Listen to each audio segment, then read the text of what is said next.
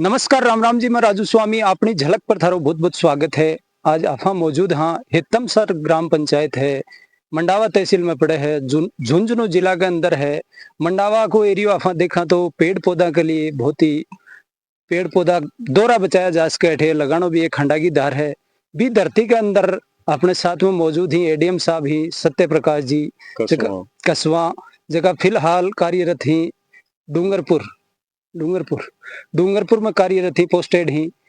तो अफसर लाइन में हो रहे किसान और धरती माता से जुड़ाव वह भी एक बहुत बड़ी बात है, जो कि थार तक पहुंचावा की कोशिश करी है। अफसर लाइन में चला जाए है, पीछे गाँव में क्या हो रहे है, धरती में क्या हो रहे है, वह चीजें अफसर लाइन में जाते हैं लोग। बहुत सा लोग है जगह ये चीज ने भूल जाए है, लेकिन प्रकृति से प्रेम रखनो अभी एक बहुत बड़ी बात है। वीडियो बनावा को कारण भी वही है कि अफा देश दुनिया में आ चीज पहुंचावा के अफसर लाइन में जावा के बाद में भी एक प्राकृतिक को प्रेम है, सौंदर्यकरण है, पेड़ पौधा से जुड़ाव है, लगाव है, जो किसाना से लगाव है, जो ये रखे हैं अपने साथ में मौजूद ही। तो वीडियो के अंत तक जरूर बने रहना, और चैनल पर नया हो तो चैनल ना सब्सक्राइब जरूर करना है, और किसान हित के लिए वीडियो ने ज्यादा से ज्यादा शेयर कर देना है, जिससे किसाना ने खेती के प्रति नवाचार है जो ये वीडियो से बहुत सो कुछ मिल वालो है। नमस्कार सर। राम राम साहब। पहले तो थोड़ा सो परिचय बता दो। मैं सत्य प्रकाश कसवा। वैसे मैं डॉक्टर भी लगता है क्योंकि I am PhD in English literature. After that I did my LLB in 2000 year and PhD also did in 2000 and competitive exams RS and RTS combined exams also crack in the year of 2000. After that ये किसानों के लिए है, इसलिए हिंदी भाषा पे ही आता हूँ और मारवाड़ी पर भी। मूलतः है मैंने बचपन से किसानी की है। सही बात। मेरे पिता किसान थे। ये बात और है कि उसके बाद उनकी मेहनत, लगन, निष्ठा और कृषि में उनकी जो पारंगतता और परफेक्टनेस थी ना, उसी की वजह से उनकी संतानें थी, हम लोग 4 भाई। तो यहाँ जैसे झुंझुनू जिले में आज से 70 के दशक में अमून यही था कि यहाँ इलेक्ट्रिसिटी नहीं थी, तो एक फसली थी। उसके बाद में 1975-76 में और उस सबसे ज्यादा 82-83 में आकर के और इलेक्ट्रिफिकेशन हुआ ट्यूबवेल्स का। ट्यूबवेल नहीं हो, ट्यूबवेल ओपन ट्यूबवेल थे, तो फ्लड इरिगेशन था। तो उस समय बचपन से ही जिस तरह माता पिता कठिन परिश्रम करके अपने बच्चों को पढ़ाते लिखाते थे और हर संभव उनको अच्छे स्कूल में, लेकिन फिर भी हम लोग गवर्नमेंट स्कूल से ही पढ़ाई की है और 6 तक गांव है तमसर में। मेरे चाचा स्वर्गीय Shri Hanuman Singh ji, idol man, and also that time headmaster in Hetamsar middle school. तो उनका बड़ा अच्छा मार्गदर्शन ये रहा कि उन्होंने खेती में तो पिता की मदद की और कि पिता से खेती सीखी, लेकिन आगे एजुकेशन को लेकर के आगे कैसे बढ़ना है ये चाचा से सीखा। और उनकी आशीर्वाद कहें, आदमी की खुद की स्वयं की मेहनत होती है। सही बात। और उसी के साथ साथ आपके जो संस्कार हैं, जो मैं इस बात को आगे सिद्ध करूंगा कि जो हम पेरेंट्स के प्रोफेशन में बच्चे स्कूल भी करते थे, कॉलेज भी करते थे, लेकिन वो खाली समय में अपना वक्त है वो उस घरेलू प्रोफेशन को देते थे। सही बात। क्योंकि पिता किसान थे मिट्टी तो से तो उनकी सदा से जुड़े किसानी, रहा। हाँ, तो किसानी से ही उनका प्रोफेशन हुआ। सही बात है। और सिर्फ किसानी में ऐसा भी नहीं था कि सारा काम चल जाए। तो भेड़ है, बकरी है, और उनके पास हमेशा ऊंट भी रहा, एक नहीं दो दो रहे। तो यहाँ की जो गोचर और जोहड़ भूमियाँ थी, तो उनके पास में हम लोगों की खेत थे, तो इस वजह से हम लोगों ने खेती के साथ साथ में और पशुपालन भी किया, और पिता आगे बढ़ते गए, भाई बड़े भाई एक से एक आगे सर्विस में जाते गए, और छोटे वालों को संबल मिलता गया। इस तरह से चारों भाइयों में मैंने कॉम्पिटिटिव एग्जाम्स की तरफ ध्यान दिया, और क्योंकि बड़े बड़े भाई थे वो जयपुर सेटल थे, और उन्होंने मेरे कॉलेज एजुकेशन वो फिर जयपुर से ही शुरू हो गई थी। परंतु जो जमीन से जुड़ाव था, जिसने पहला निवाला जिससे मिला था, वो कभी आदमी नहीं भुला पाता है। और अतीत को जिस इंसान ने भुला दिया, वो आज की साथ में ना नहीं कर सकता। सही बात है। सच्चाई ये है कि झुंझुनू जिला एजुकेशन में निसंदेह है आगे था। उसकी वजह कई हैं, उस पर अपन नहीं जाएंगे, क्योंकि बात खेती की चली है। तो पिता के प्रोफेशन की वजह से ही परिवार के आर्थिक स्थिति सुधारने के लिए, और यहाँ की एक परंपरा कि बच्चे पढ़ाई के साथ साथ माता पिता का सहयोग भी करते रहे हैं। भाई बहन उस समय ज्यादा होते थे, सही बात है, इसलिए परिवार खेती बड़ा को, हुआ करता। खेती ही एक मुख्य व्यवसाय था, आय का स्रोत था। और अनाज इतना भी नहीं होता था कि उसी से घर चल जाए या बच्चों की शिक्षा का खर्चा चल जाए। तत्समय सरकारों की भी शिक्षा के ऊपर इतना खर्चा नहीं कर पाते थे कि उन की फीस माफ हो जाए। फिर भी बहुत कम फीस होती थी। आज तो सब बहुत कुछ है वो फ्री है। तो जिस तरह ठीक है नौकरी में आगे आए, परंतु जो जमीन से जुड़ाव था, पेड़ पौधों से, नेचर से जो जुड़ाव था, वो कभी टूटा नहीं। क्योंकि मैं चाहे पढ़ते समय कॉलेज, फिर university, Rajasthan university English department, and फिर लॉ कॉलेज, हॉस्टल लाइफ, और उसमें भी जब थक जाते थे, ऊब जाते थे, तो गांव की ओर हो लेते थे। और गांव में आने के बाद में जो खेतों की हरियाली और जो फसलें लहल आती थी, तो उन्हीं में सुकून है जो दिन भर ज्यादा मिल। मतलब सुकून को फील करते थे, महसूस करते थे। ये भी नहीं पता होता था कि नहाए धोए या नहीं, खाया या पिया नहीं, लेकिन नेचर इज लाइफ। मैं तो ये कहना चाहूंगा कि प्रकृति ही जीवन है। क्योंकि जो प्रकृति से लव करता है, वो कभी अनजस्टिस नहीं करेगा। क्योंकि प्रकृति हमेशा संघर्ष करना सिखाती है, और बर्दाश्त, पेशेंस, ये सारी बातें प्रकृति के जुड़ाव के पश्चात ही हमें सीखने को मिल पाती हैं।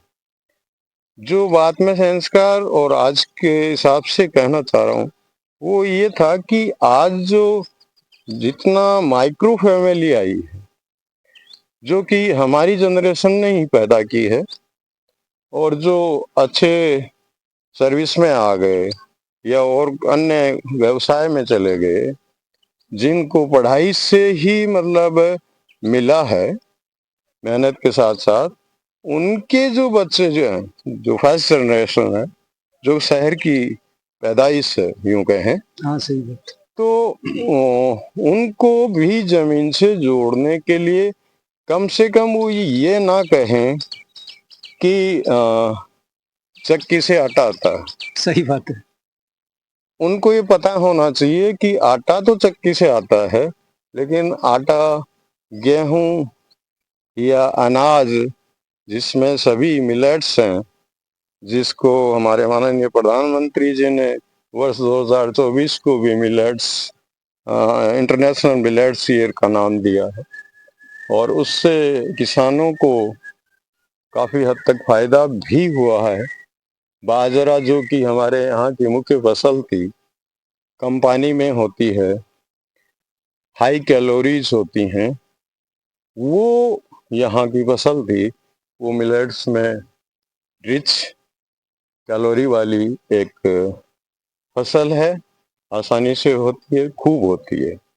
उसी के साथ मूंग है, मोठ है, ग्वार है, चौला है, ये खरीफ की फसलें हैं। और रबी में मूलतः गेहूं, चना, सरसों, राई, जो कि हमारे मसालों के रूप में काम आती है।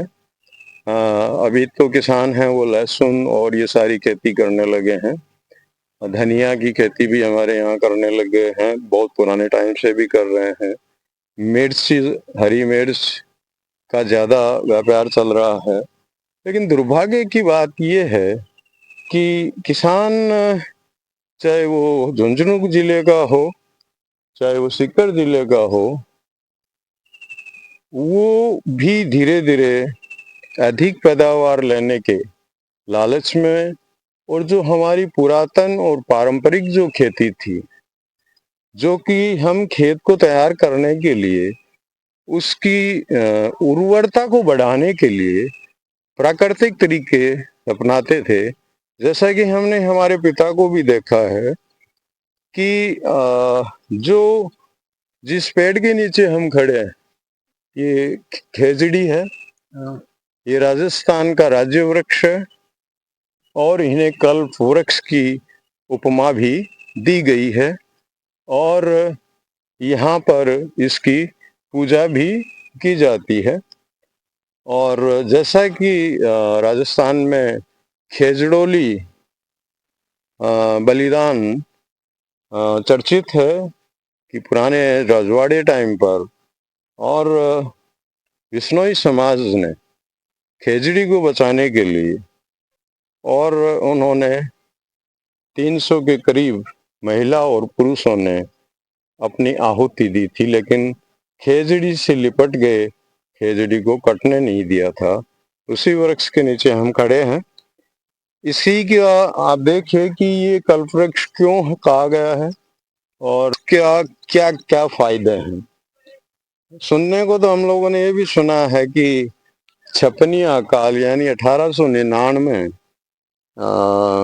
सन और 1856 के करीब संवत, तो उसको छपनिया अकाल बोलते हैं।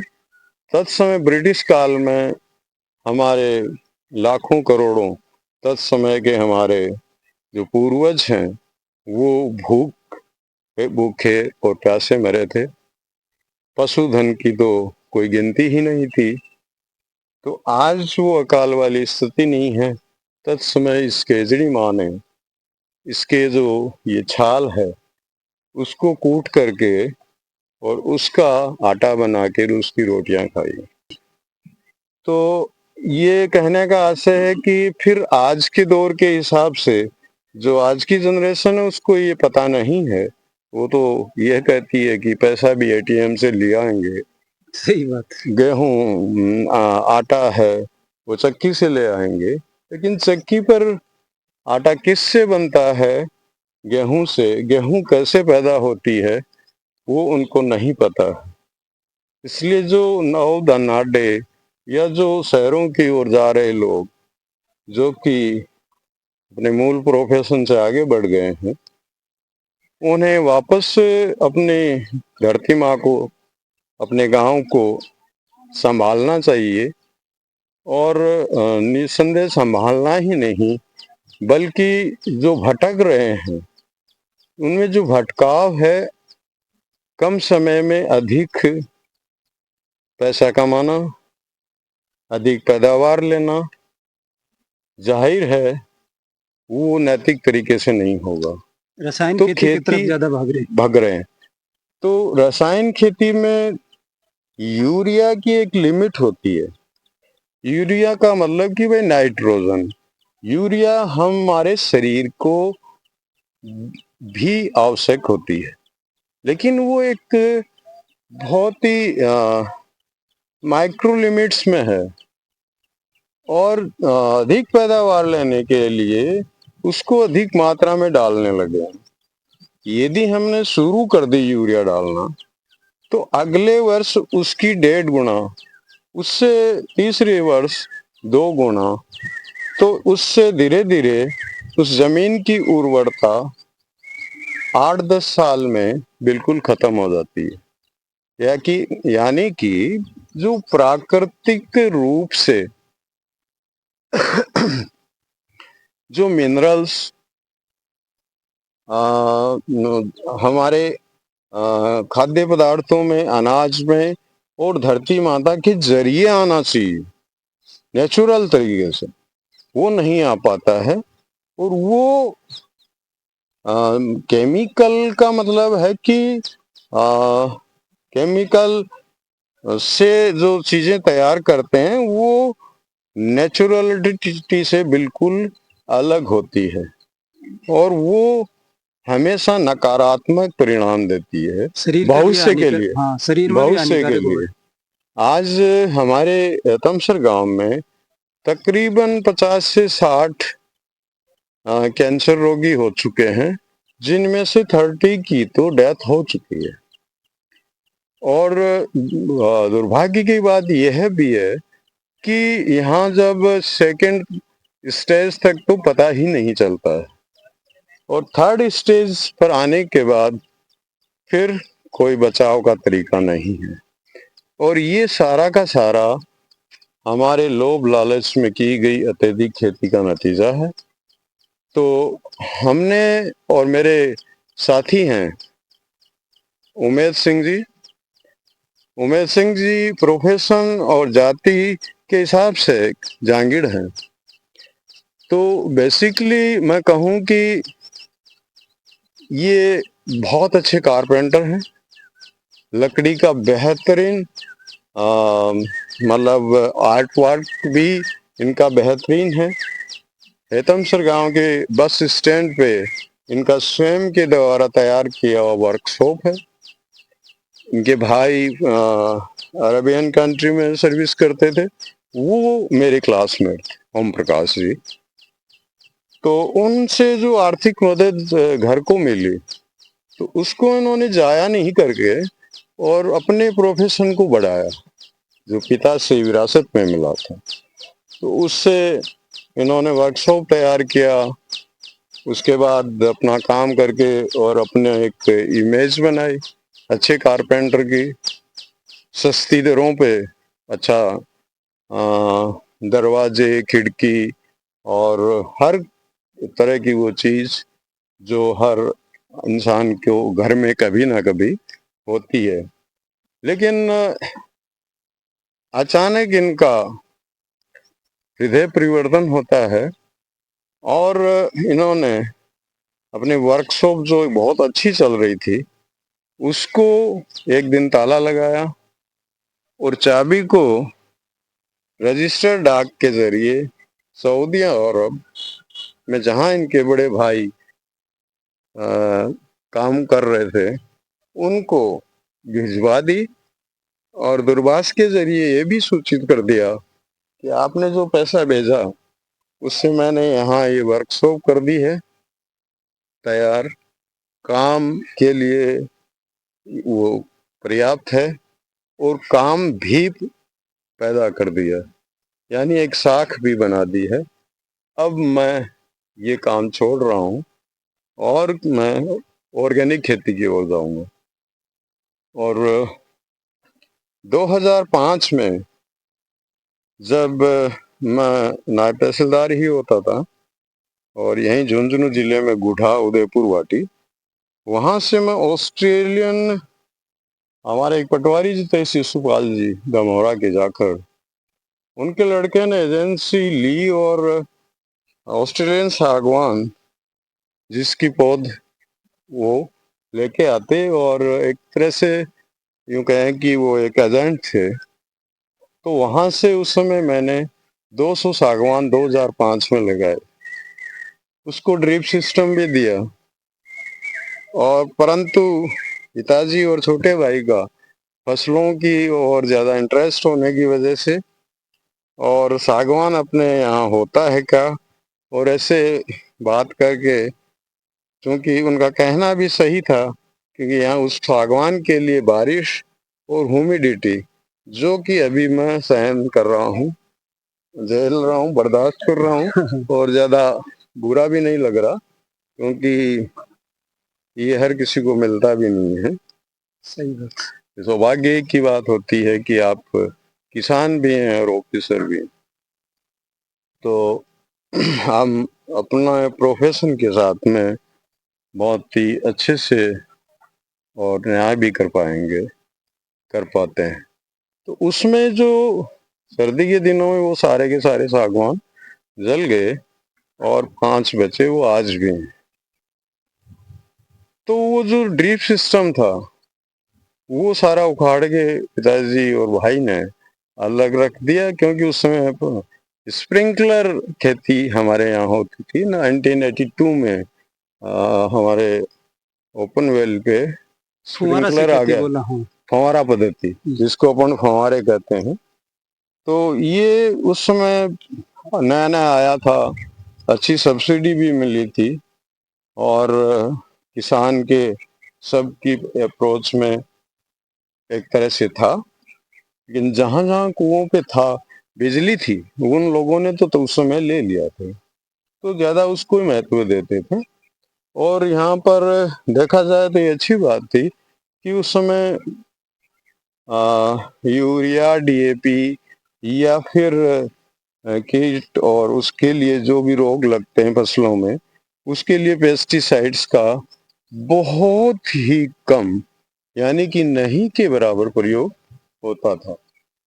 इसकी बहुतायत में ये शुरू होता है 2000 के करीब आकर के, तब तो ये एक पीक पे पहुंच जाता है। तो उसके बाद में जब इन्होंने ये वो जो मेरे ड्रिप का सारा सामान पड़ा था, वो इन्होंने वहां से लिया। छोटा भाई इनका क्लासमेट था, बड़ा मेरा था। सही बात। तो हमारे घरेलू फैमिली वैसे भी एक दूसरे से जुड़ी हुई थी, और मजबूरियों ने जोड़ रखा था। सही बात। एक जैसी आर्थिक स्थिति ने जोड़ रखा था। तो इसी वजह से, और इन्होंने वो उस ड्रिप को लिया और बेड बना करके और डोल बना के, और डोल के ऊपर ही इन्होंने हरी मिर्च, जो कि हरी ही बेच लेते थे, सही उसको लाल करने से कोई ज्यादा फायदा मुनाफा नहीं होता था, ये इस बात को अच्छे से जान चुके थे। और ऑर्गेनिक को इन्होंने अखबार के जरिए भी पढ़ा, और इसके अतिरिक्त इन्होंने यूट्यूब पे भी काफी पढ़ाई की।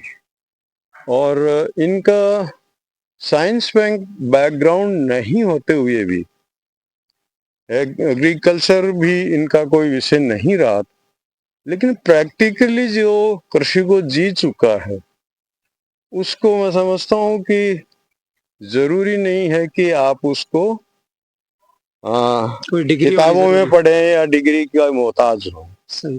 क्योंकि जिस तरह से आग का फोटो देखना और उसका प्रत्येक सतह है स्पर्श करना, उसमें रात दिन, धरती और आसमान जितना फर्क होता है। सही बात। प्रत्येक को छू लोगे जला देगा, और फोटो है उसको आप छू भी सकते हो, आप गाल पे भी लगा सकते हो। ठीक वैसे ही है, अर्थात जो मूलतः है जीवन में कोई चीज उतार चुका है, जब छोटे बच्चे होते तब से जो समझ उनके रोम रोम में बस चुकी है, उनको ये चीजें जो बचपन से मिली हैं,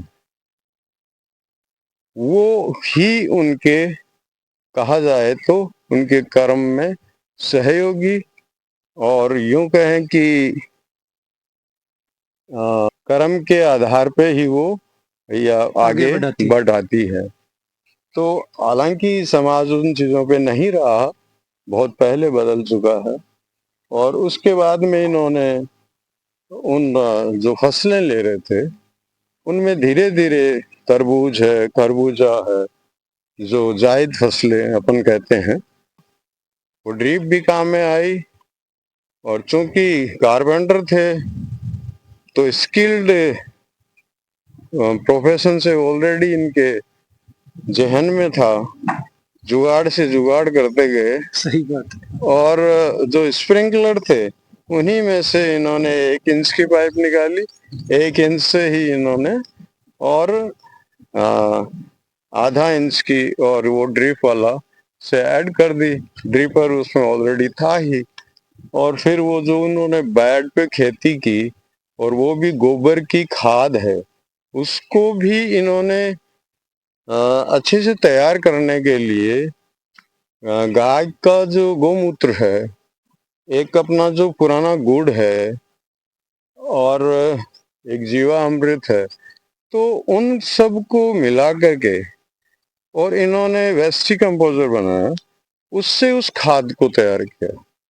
तो उस खाद की उर्वरता है वो 2 माह में इस कदर बढ़ गई, और वो गोबर से और काले रंग में और चाय की पत्ती जैसे सा आकार ले लेती है। तो वो उन्होंने बेड में काम में यूज में ली, जो कि बहुत कम मात्रा में अधिक उत्पादन देने लगी। और बस उनको जो तरबूज, खरबूजा, तुरई और हरी मिर्च, और ये जो 1 साल में इन्होंने लिया, इनके हौसले बुलंद हुए और इनकी सोच को संबल भी मिला। और फिर आज तक हालांकि ये बात बहुत निराशा की है कि इन्होंने गवर्नमेंट से आज तक कोई मदद नहीं ली। आप नीचे देखेंगे कि ये जो घास खड़ी है, हम्म। ये घास मूलतः कोई फसल नहीं है। ढेंचो घास बताया करे वो। हाँ, आपको अच्छा पूछा आपने। तो ये ढेंचा घास है जो एनपीके, नाइट्रोजन, फास्फोरस और थर्ड इज पोटास, तो ये तीनों चीजें फसल की भूमि की उर्वरता के लिए अति आवश्यक हैं, मूल हैं। तो ये ढेंचा है, ये हरी खाद के रूप, जो कि जमीन की उर्वरता के साथ साथ उसके कार्बन का प्रतिशत भी बढ़ाती है। तो पिछले 5 साल में, ये 5 साल से कर रहे हैं मेधा जी, और मुझे चौथा साल है। इसी तरह से हम लोग कंबाइंडली ये सारा काम करने लग गए। तो उसमें जो फसलें हम ले रहे हैं, तो उससे फिर अगला कदम हम लोगों ने ये किया है कि ये ढेंचा घास है, गवर्नमेंट की तरफ से पंचायतों के जरिए भी किसानों को उपलब्ध करवाया जाता है। सही बात। लेकिन यहाँ थोड़ी निराशा की बात ये कि जब गवर्नमेंट की तरफ से सप्लाई आती है, पता नहीं इसमें भी कोई साजिश है क्या, कि वो जब बोने का वक्त निकल जा रहा होता है, समाप्ति की ओर होता है, तत्समय वो वितरण होता है।